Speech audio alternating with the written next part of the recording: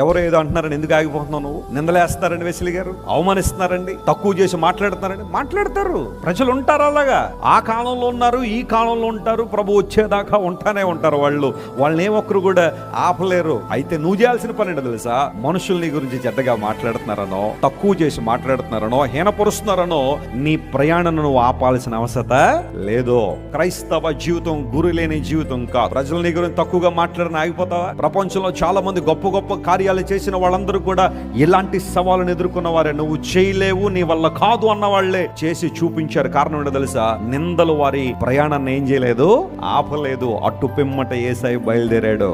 ప్రతికూలతల వెనుకకు లాగుతున్నా, అడుగడుగున ఆయన హీనపరిచే వాళ్ళున్నా, అడుగడుగున సాక్షాత్తు దేవుడి లోకానికి వచ్చాడని గుర్తించక ఆయన అవమానపరిచి గేలి చేసి హేళన చేసిన వాళ్ళున్నా. ఎంతమంది వెనకకు లాగుతున్నారు కదా, తప్పుగా మాట్లాడుతున్నారు కదా, మరి నేను వెళ్తానులే అని యేసు ప్రభు వెళ్ళిపోయారు. ఎక్కడికైతే నువ్వెందుకు ఆగిపోతున్నావు?